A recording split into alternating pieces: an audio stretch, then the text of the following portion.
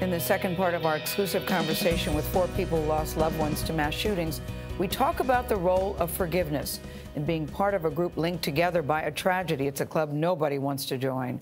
We first heard from Stephanie Melendez after her father was killed at the shooting in El Paso, Texas. Just 3 weeks ago, she told CBS News evening anchor Norah O'Donnell he died protecting her daughter and her mother.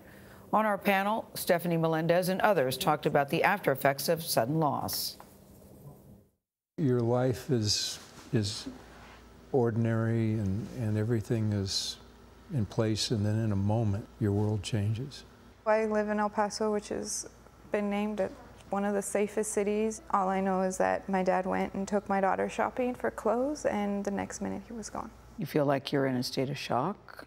I think it would be called shock. Mm-hmm. In the beginning, it was a fog and you couldn't see clear, but you learn to navigate day by day. One day might be a good day, another day, I don't want to get out the bed. And still? Yes, still. 4 years later, I can't call my mom and ask her, how do you cook gumbo?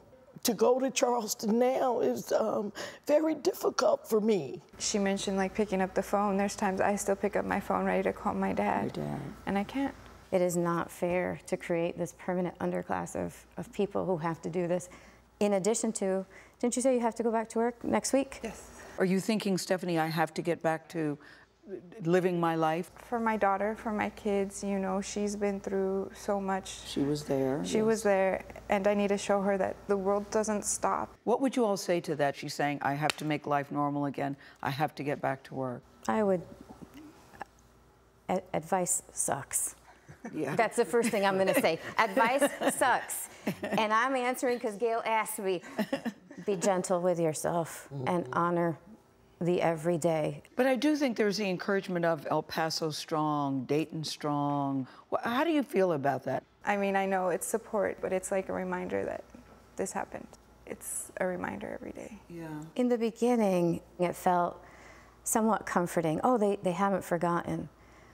But I think eventually people do move on and the bumper stickers fade.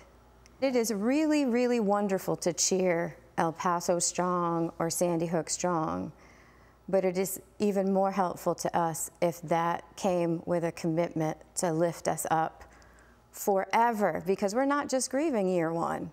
I will grieve Anna until the day I die. Where are you all on the issue of forgiveness for the shooter?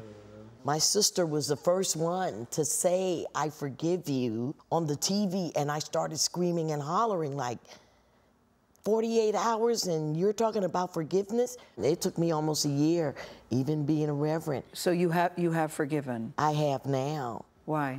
In order to get all of that anger and rage, I had to get to a point in understanding what I really believed in my faith and to be able to be free. Where are you, Richard? Do you think you're capable of forgiving him? No. No. No, but where are you on forgiveness? I just don't understand why it's a narrative we quickly go to after shootings. I'm glad you're asking the question because now other people can learn. I saw it in Newtown. All of a sudden the forgiveness families were in one bucket, and those were the wise families, and then the ones who were like, no, why should I have to forgive them, were seen as another. And they were asking that of Sandy Hook families 24 hours later, 48 hours later. And I'm like, wait, when did this become my responsibility to absolve the person and to absolve it? Because I feel like it's another way to let folks off the hook. I listened to a woman talking about her experience in Las Vegas. I'm a veteran. I served during the Vietnam era. And when this woman was talking to me about the experience of what it was like to be there at that concert in Las Vegas, it reminded me of simulated combat. We were given the option of visiting the classroom. And one of the questions I asked was, where's the toilet? And the answer to that was, we removed anything that had been destroyed by gun violence. So if an industrial toilet was destroyed by the firepower. Because you're thinking, imagine what it did to the children. We cannot, as a nation, say that is okay. Because I didn't sign a 6-year-old up for war. I signed her up for first grade. This is not our kids died because we were negligent. We have to address the injustice that we are visiting on American families. It's like a hell's lottery where if you lose today, you lose today. And that's not okay. It's a hell's lottery, Nelba says, that we're all playing, you know, and it could affect any of us in this room, anybody who's listening to this at any time. And one of the reasons why we wanted to do this story is because I feel that we're becoming desensitized. Steve Hartman, who does beautiful pieces for us here at CBS, I've seen many stories, and after one shooting, he said, we mourn, pray, repeat, mourn, pray, repeat, and I've never forgotten those words. And I just want us to see that behind all of these stories, as we all know, there are people living lives and people's lives who are grossly affected for the rest of their lives. It's woven into their family story for all time. It is, and I can't, I really, once you hear it, you can't unhear it, and I can't stop thinking about it.